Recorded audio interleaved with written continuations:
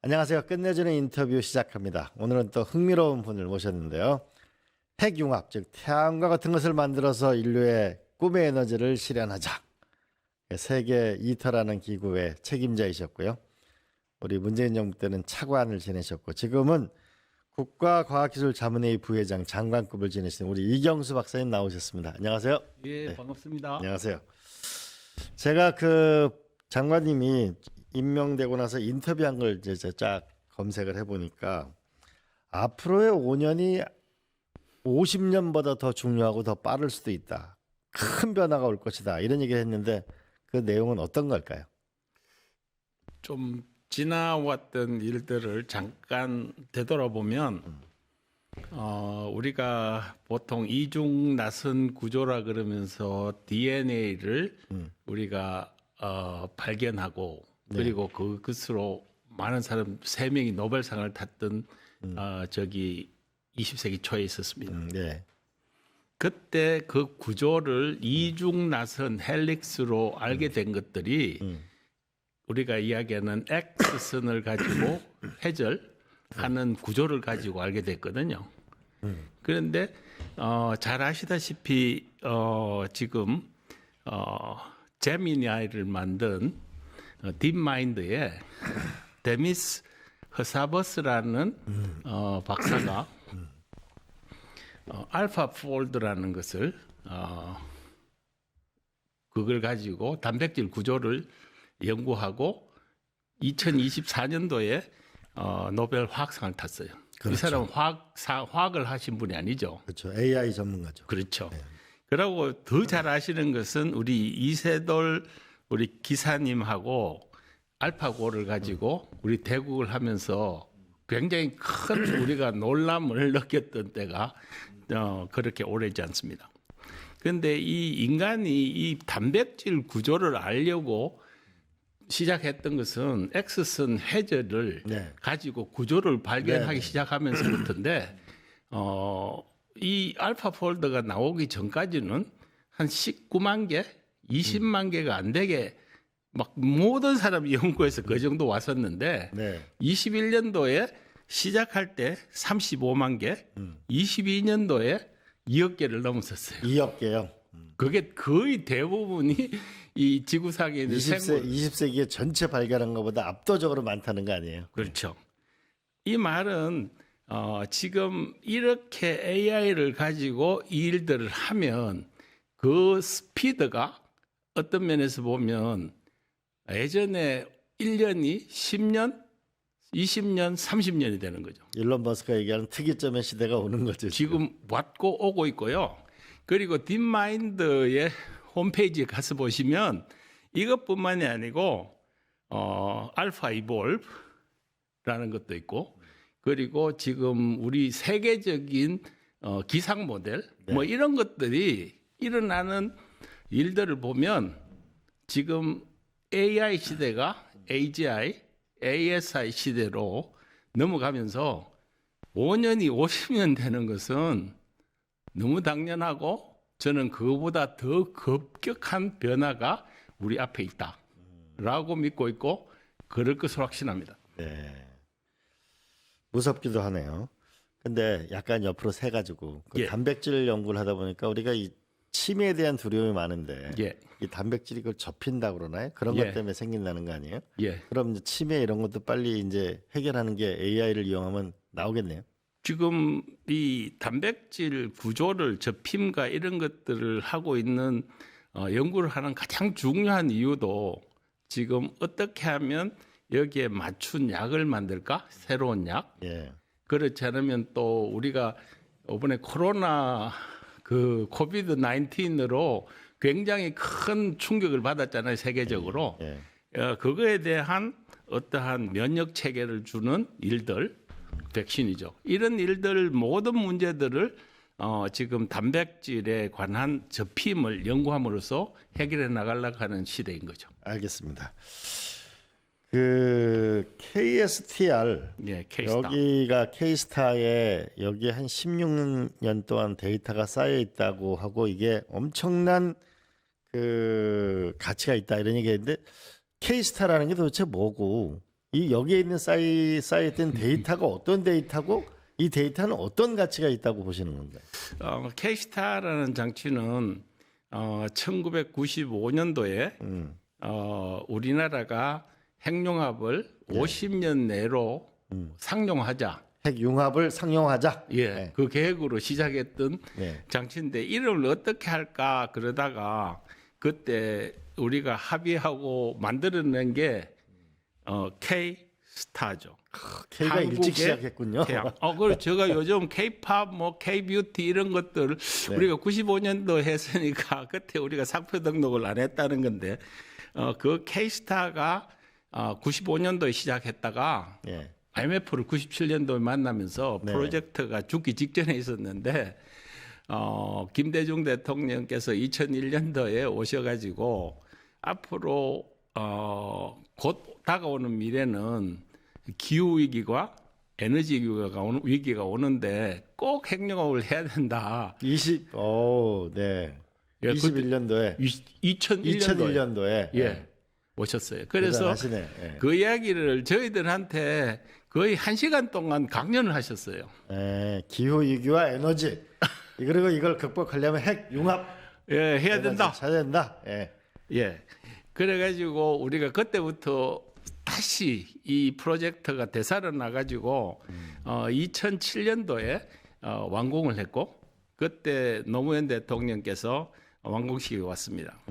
그리고 나서 2008년도에 이제 이 장치가 정말로 잘 가동된다 하는 것을 증명했고 그 이후로 지금 16년, 17년째 이어가고 있죠. 네. 그래서 우리가 실험을 하면 사실 이 플라즈마를 가두고 그리고 온도를 재고 밀도를 재고 하는데 여기서 나오는 데이터들이 어마어마한 데이터들이 한 번 실험할 때마다 나오거든요. 네.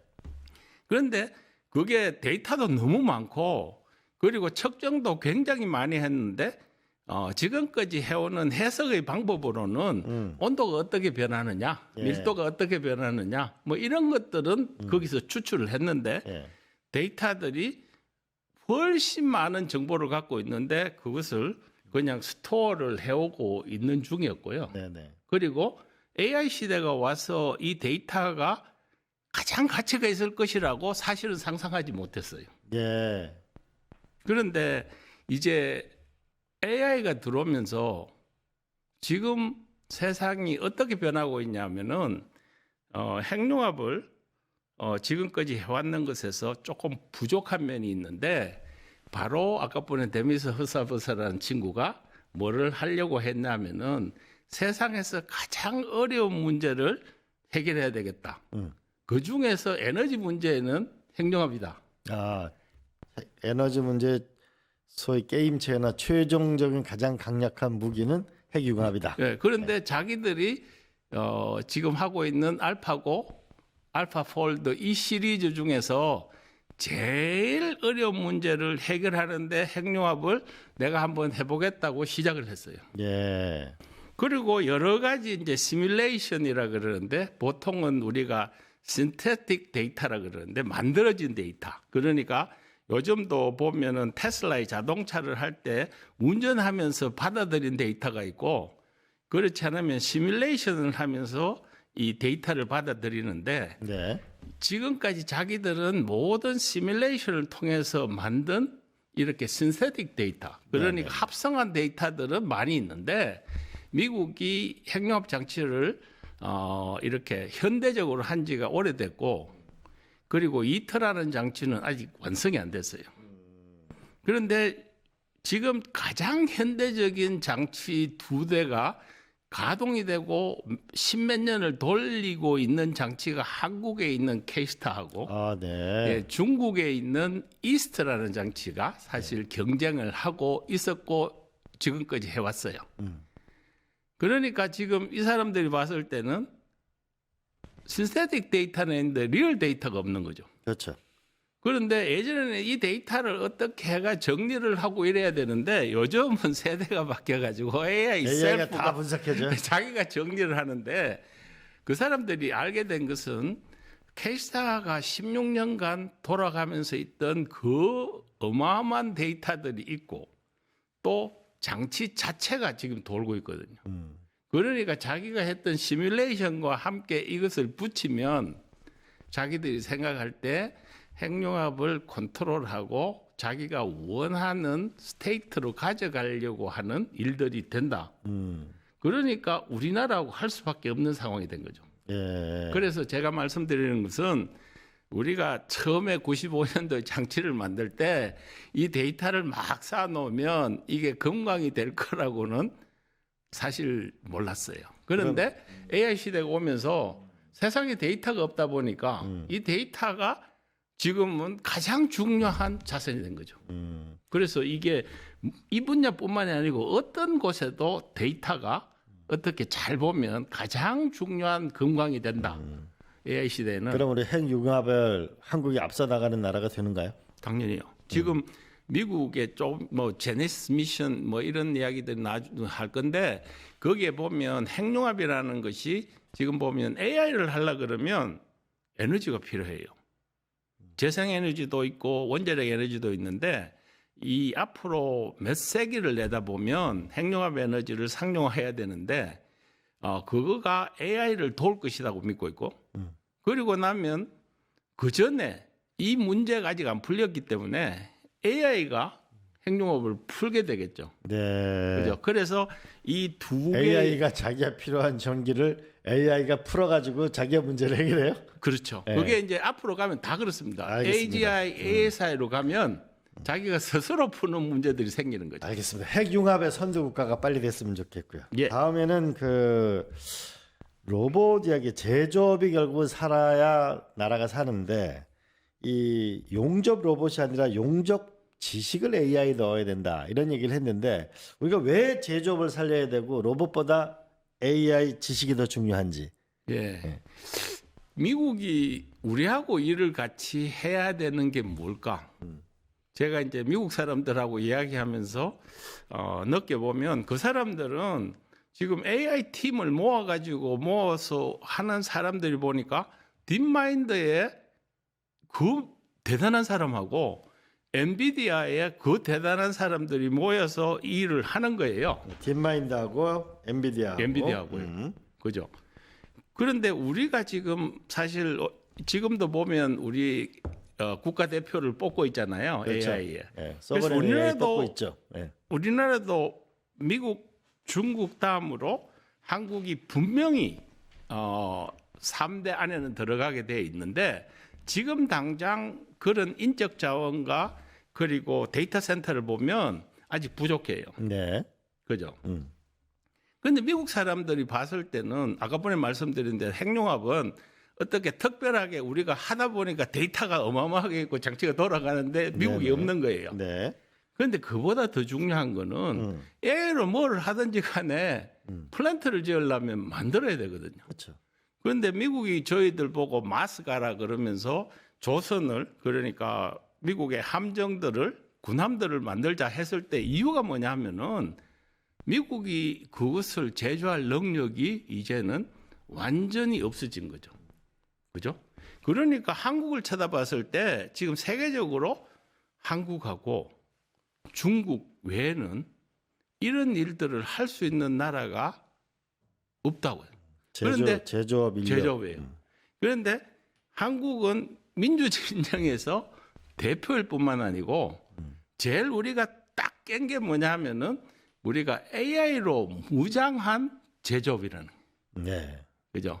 그런데 그게 한국이 가장 강하구나 하는 것이 미국이 인정하기 시작했고 예. 파트너가 될 수밖에 없는 거예요. 왜냐하면 중국하고 일하기를 지금 이제 꺼려 하니까요.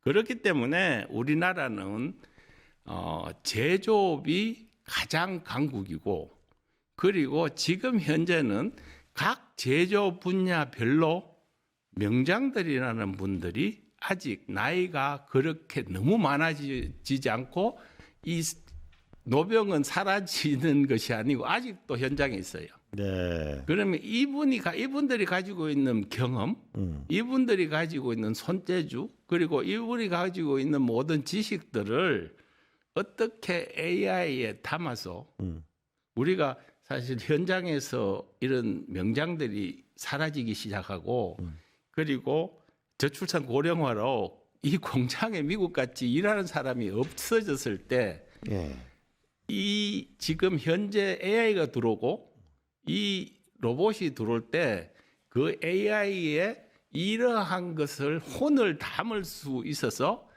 그것이 바로 로봇이 되는 세상. 네. 그러니까 우리나라는요. 사실 산업 로봇은 세계에서 1인당 우리나라가 제일 많은 나라예요. 맞아요. 그리고 울산에 가서 보시면 자동차 공장에 뭐 모든 로봇으로 용접하잖아요. 예, 예. 그 로봇이 없는 게 아니에요. 그 로봇은 많아요. 예. 그렇기 때문에 그 로봇이 아니고 AI라는 브레인을 담아서 그 사람이 이 명장이 가지고 있는 자신의 지식과 경험과 그 손놀림을 이 로봇이 완전히 터득한 그러한 용접기가 필요한 거죠. 맞아요. 그렇다고 들어요. 저기 하나오션 같은 데 와서 용접工들이 일하는 거를 이걸 데이터로 학습을 해가지고 이 학습된 데이터를 로봇에 갖다 붙여야 이제 제조가 가능해지죠. 그렇죠. 뭐 그런 문제인데 우리가 그 이태에서 진공 용기를 하는데 우리나라 이 용접 정말 잘하시는 분하고 유럽의 사람들 붙으면 이 사람들이 한국 분이 하신 거를 보고는 이거는 사람이 한 게 아니라 그래요. 아, 그 정도 차이가 납니까? 예, 납니다.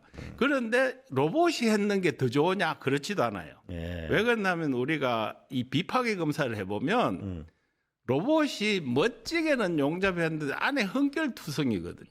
예. 왜 그러냐면 이 숨결이 들어가지 않은 로봇인 거죠. 그런데 한국 사람들은 로봇보다 겉보기에도 비슷하고 더 나은데 비파괴 검사를 해보면 안에 흠이 없어요. 아하.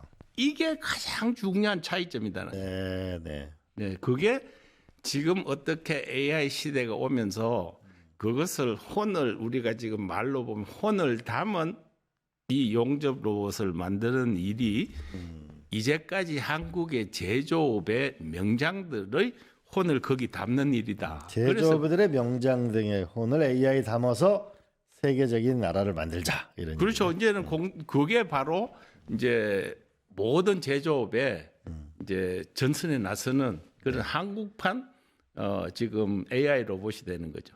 한국판 AI 로봇. 자, 다음에 설계 방식을 한번 여쭤보겠는데 또 하는 게 이제 말씀하신 게 설계가 중요하다. 예. 구조열 뭐 이런 해석 같은 작업이 원래 굉장히 오래 걸리는데 AI가 들어오면은 일주일에 1초가 될 수 있다라고 하는데 이게 여기서 말하는 설계라는 게 그 어떤 설계를 말씀하시는 건가요? 예, 우리가 지금 뭐 자동차를 만들어도 그러고 선박을 만들어도 그리고 특히 제가 도메인 지식이라는 걸 잘 알고 있는 핵융합 분야에 보면 아주 진공이고 그리고 아주 큰 높은 온도를 이렇게 저장하는 진공 용기들이 있어요. 그런데 이게 규모도 크고 정밀도 굉장히 높은데 이것을 첫 번째 설계하고 그리고 엔지니어링을 하려고 하면 이 두께도 그러고 어떻게 이놈을 잡아줘야 되는지 이런 일들을 하기 위해서 우리가 스트럭처럴 엔지니어링이라 그러는데 구조 해석을 합니다. 그리고 이놈이 온도가 그냥 평상 온도다가 뜨거워지기 시작하면서 변형도 일어나거든요. 네. 예, 그거를 서말 어널리시스 열 구조 해석이라 하기도 하고 그리고 그 안에 어떤 액체가 흐르기 때문에 냉각수가 흐르기 때문에 이놈이 가지고 있는 압력도 있어요.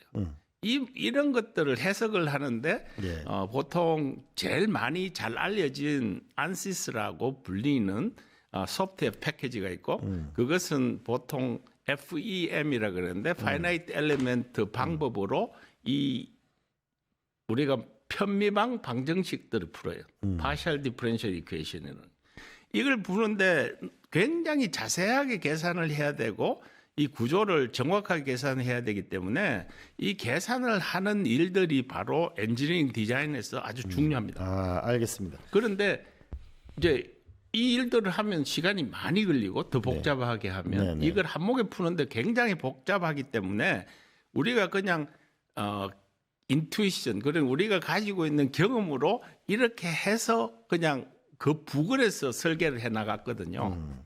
그런데 이제 AI가 들어오면서 AI라고 하는 것 중에서도 우리 머신러닝이라는 그러니까 지금 머신러닝 방법 중에서 Physics Informed Machine Learning이라는 기법들이 많이 사용됩니다. 그 말은 뭐냐면은 이 머신러닝을 하는데 물리학적인 지식을 알고 있는 머신러닝을 하는 거죠.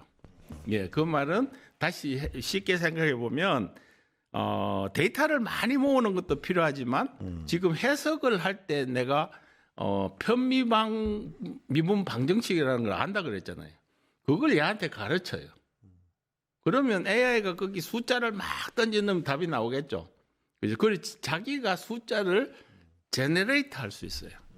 그래가지고 이 문제를 푸는데 예전에 고전의 방법으로 어떻게 이렇게 FM 방식을 풀면 굉장히 시간이 많이 걸리는데 드디어 AI는 이것을 가지고 머신러닝을 가지고 이 문제들을 아주 빠르게 쉽게 접근해서 문제를 해결하기 시작하는 거예요. 그러면요, 이 설계 부분에서 그 서강대학교 최진석 교수가 말씀하신 게 우리나라가 개념 설계 역량이 없다. 맞죠. 예를 들면 그 잠실 롯데도 주요한 개념은 다 외국 사람이 다 했다는 거, 이런 개념 설계 역량, 창의성이 없다는 거 하나 하고 두 번째로는 엔지니어링에서 우리가 크루즈선 같은 거를 설계하는 능력이 없다. 이게 아주 고도의 엔지니어링.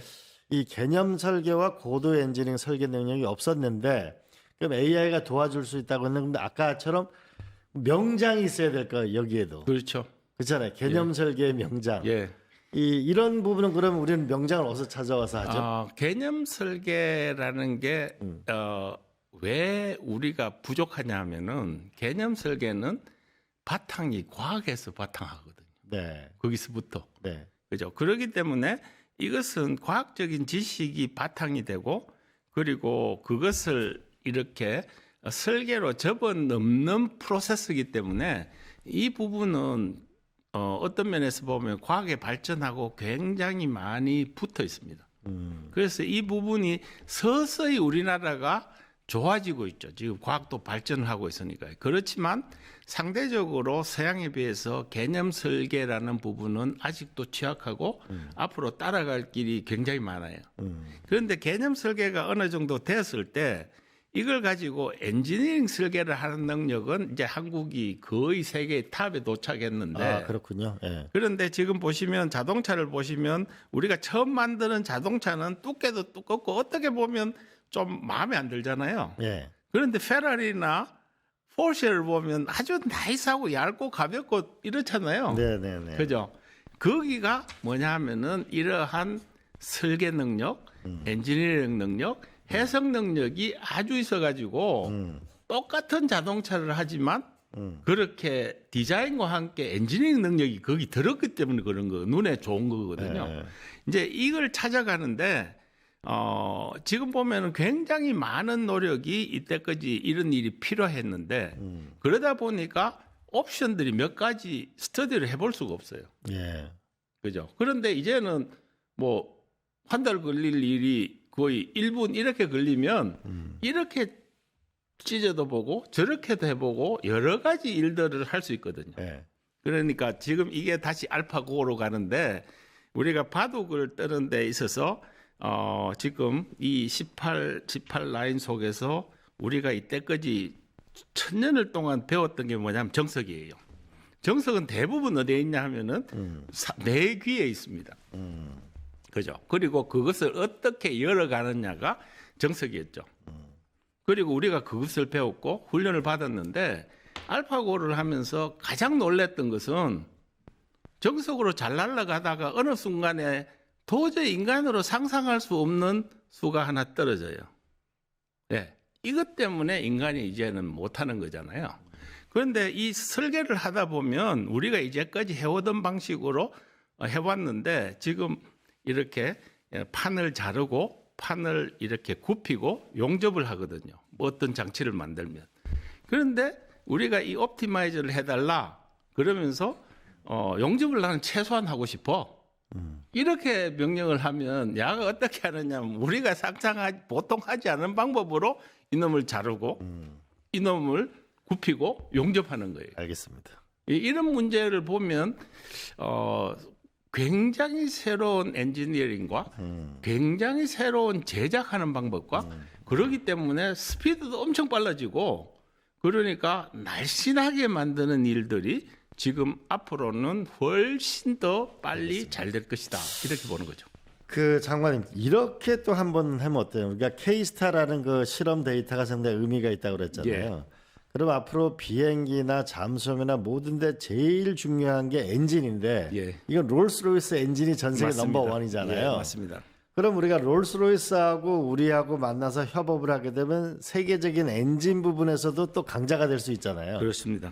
그런 것들의 이 국제적인 협력과 최고의 연구 역량, 우리가 스스로 모든 걸 다 가지고 있을 수는 없으니까 맞습니다. 그런 걸 어떻게 할 수 있을까요? 그러니까 저희들은 지금 그 설계 역량들이 가지고 있고 그런데 그분들이 지금까지는 만들어 오는 일들을 해왔지만 한국의 제조 능력을 앞으로는 이길 수 없을 것이기 때문에 저희들이 그 설계 역량하고 우리가 이야기하는 이 AI를 활용한 제조 능력하고 그죠?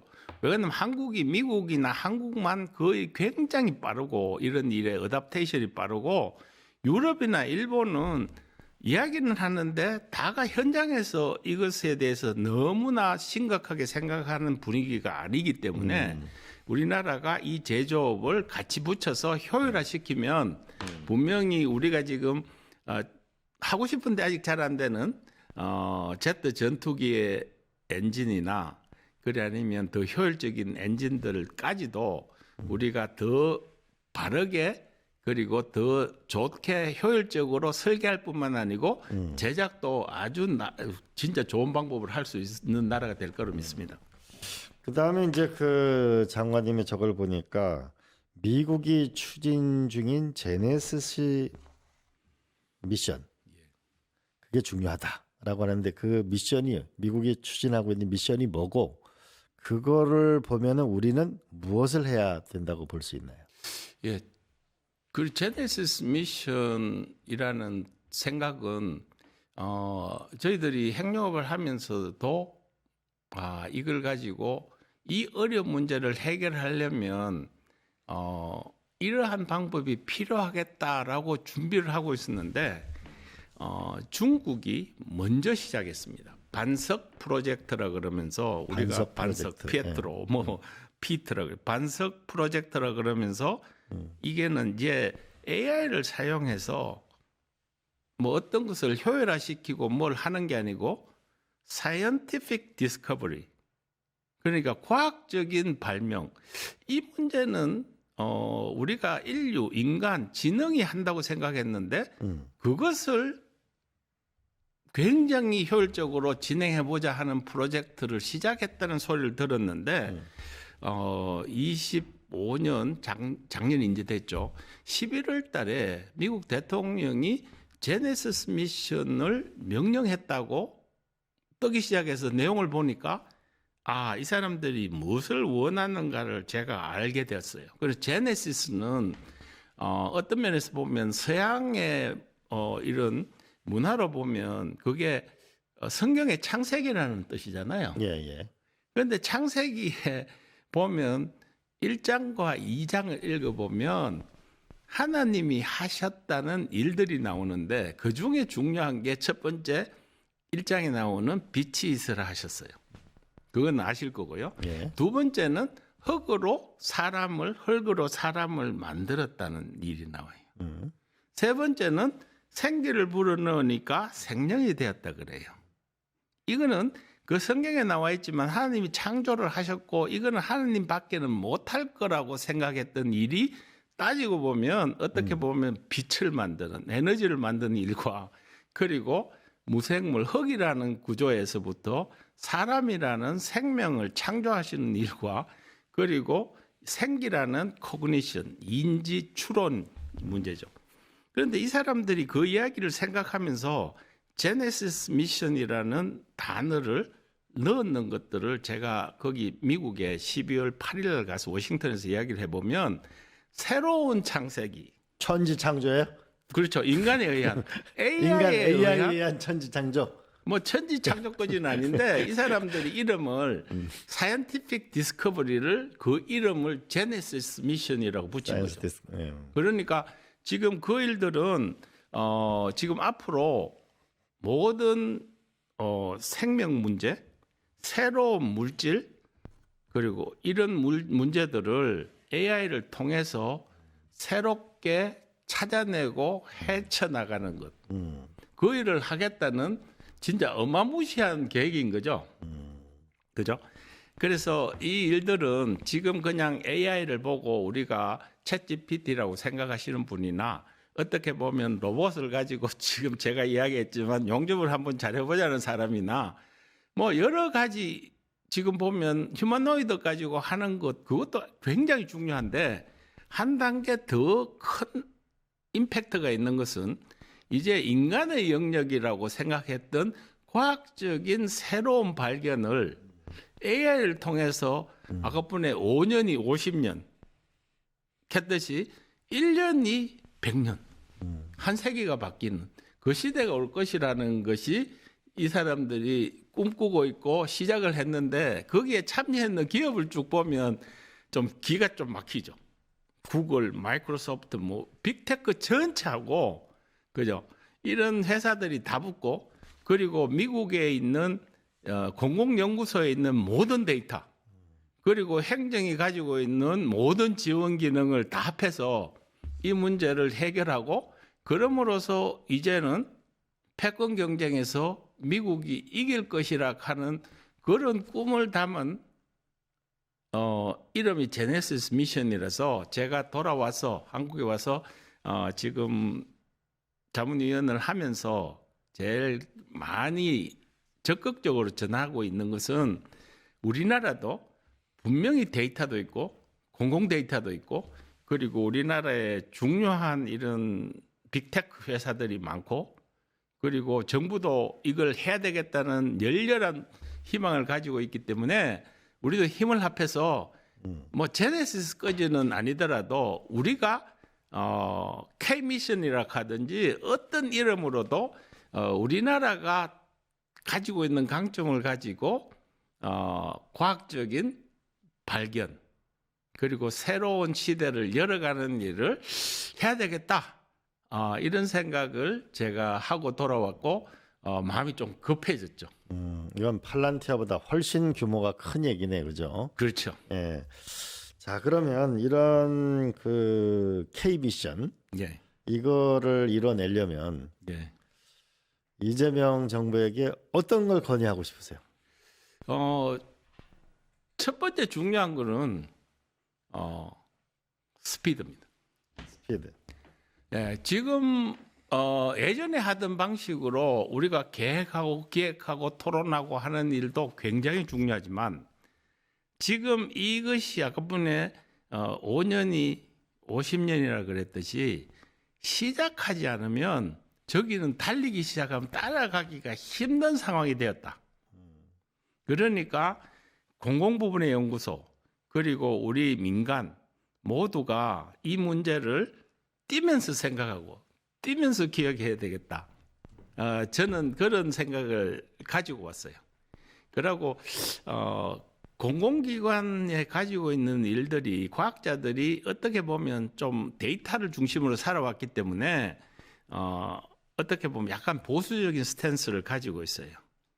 그리고 이것들에 대해서 평가하고 비평하고 하는 일들이 평생 살아왔는데 지금은 그 시대가 아니고 가장 빠른 스피드로 빨리 성공하고 빨리 실패하고 어떻게 하든지 지금은 급하게 이 문제를 치고 나가야 되겠다. 그리고 우리나라가 그냥 공공부문, 뭐 정부, 민간 이렇게 따로 노는 게 아니고 미국이 지금 느끼고 있는 이 절박함과 같이 이 셋이 우리가 합해서 무엇을 일을 할까 하는 일들을 정말 총동원령으로 생각하는 이 두 가지가 저는 가장 중요하다고 생각하고 있습니다. 스피드와 총동원령. 네. 알겠습니다. 마지막으로 하나는 이게 AI가 앞서 나가는 측면도 있지만 우리가 디스토피아에 대한 두려움도 있잖아요. 맞아요. 그 디스토피아에 대한 가장 큰 박사님으로서 느끼는 두려움은 무엇이고 그건 우리가 해결해 나가려면 어떤 과정을 거쳐야 될까요? 첫 번째는 에릭 슈미트가 자꾸 이야기하고 그러면서 어떻게 이야기할 때 느꼈던 건데 지금 AGI가 멀지 않았다는 거예요. 그래 얼마나 멀었냐? 이거는 이야기하는 사람마다 틀리지만 이건 데피니틀리 그렇다는 거예요. 그런데 그걸 그때까지는 좋은데 이제 ASI 그러니까 인간을 넘어선 지능이 나왔을 때 그것도 멀지 않았는데 그걸 어떻게 할까 하는 생각을 해야만 한다는 거예요. 그 이야기가 첫 번째 일반적으로 저는 아주 중요하다고 생각해요. 인간을 넘어선 AI. 예, 그때 되면 AI가 우리가 인간이 알아듣지 못하는 랭귀지로 서로가 상호 소통을 하게 됐을 때 그때 우리는 무엇일까? 뭐 했던 이야기를 했어요. 뭐 그거는 좀 어떻게 보면 철학적인 문제고 규제적인 문제고 해서 그것보다 더 저는 더 걱정이 뭐냐면은 이제 AI 네이티브로 자라나고 있는 사람들, 우리의 후세, 예. 진짜 몇 명 안 태어나서 지금 상당히 하나하나가 귀한데 이 사람들을 지금같이 교육을 해서 되나? 그렇죠. 어떻게 이 사람들이 이런 세상 AI가 오는 세상에서 어떻게 툴링을 새로 해서 지금 예전에 하는 방식으로 가르치고 하는 것을 놓고 이 사람들이 이제 세계에서 이런 세계가 왔을 때 휴머노이드가 뛰어다니고 모든 일이 되었을 때 그 시대에 어떻게 가치 있게 더 효율적으로 세계를 리드할까? 이 문제의 고민이 지금은 가장 중요하게 되었다. 네. 그래서 나는 이게 지금 교육의 문제, 뭐 시험의 문제, 뭐 이런 문제를 넘어서서 좀 더 새로 태어나는 AI 네이티브. 그러니까 지금 중학생까지는 그럴 거라고 봅니다. 고등학생까지도요. 그래서 초등학생. 이 사람들을 어떻게 교육해서 오는 ASI 시대에 훨씬 더 가치가 있고 살아가면서 세계에서 가장 중요한 국가로 가게 하느냐 하는 것들에 대한 국민적인 합의와 지금 하고 있는 이 수능제도나 모든 교육제도나 대학이나 이 문제들을 어떻게 변화해야 될까 하는 일에 저는 지금 제일 큰 고민을 가지고 있고 이 어떻게 해야 될지를 잘 모르겠다. 이게 제가 가지고 있는 가장 큰 지금 질문이고 제 마음에 가슴을 누르는 제일 큰 어려움이다. 이렇게 말씀드리겠습니다. 좋은 말씀하셨습니다. AI 시대에 과연 인간은 어떻게 살아가야 될 것인가? 또 어떻게 살아가려면 어떻게 교육, 어떤 시스템으로 우리가 생각하는 훈련, 일하는 훈련, 예. 이 새로운 AI 네이티브 시대의 어떠한 교육과 삶의 방식이 중요한 문제겠네요. 자, 오늘 우리 항상 들어도 재미있는 그러니까 호기심 천국을 이렇게 만들어주신 우리 이경수 장관님 감사합니다. 고맙습니다. 예, 감사합니다. 네, 전 세계가 AI 뉴스로 뒤덮고 있습니다. 유토피아로 갈지 디스토피아로 갈지 알 수 없습니다. 이 와중에 AI 시대가 오게 되면 절대 필요한 반도체 이걸 어떻게 누가 장악하느냐가 아마 이 전쟁에서 가장 중요할 것입니다. 그런데 며칠 전에 미국에서 대만이 미국의 반도체 공장을 옮기게 되면 세금을 없애겠다는 발표를 했습니다. 저는 이걸 보면서 무서운 생각이 들었습니다. 85년도에 전 세계 반도체의 50%를 차지하고 있던 일본에 대해서 미국이 플라자 합의를 강요하고 그리고 결국은 반도체를 압박할 때 대한민국은 기회를 얻었습니다. 삼성의 이병철 회장하고 이건희 회장이 바로 공격적인 투자와 이 기술의 순간 진화를 꾀하는 과감한 전략을 통해서 한국 반도체가 일어섰습니다. 당시 대만은 국가가 TSMC라는 회사를 만들어서 미국에 있는 인재를 불러서 그 반도체 경쟁에서 승자가 됐습니다. 오늘날 일본이 위기를 겪는 가장 큰 이유도 그 반도체를 잃어버렸기 때문에 위기를 겪고도 있습니다. 자, 그러면 한국은 이제 이 미국이 압박해오는 이 반도체 미국으로 공장 옮겨라 라고 하는 부분에서 한국 없이는 살 수 없는 반도체의 핵심 전략이 무엇인가, 이거를 우리가 어떻게 찾아낼 건가, 절체절명의 순간에 와 있습니다. 우리가 함께 지혜를 모으고 도전하는 그런 나라가 됐으면 좋겠습니다. 예, 시청자 여러분 감사합니다. 고맙습니다.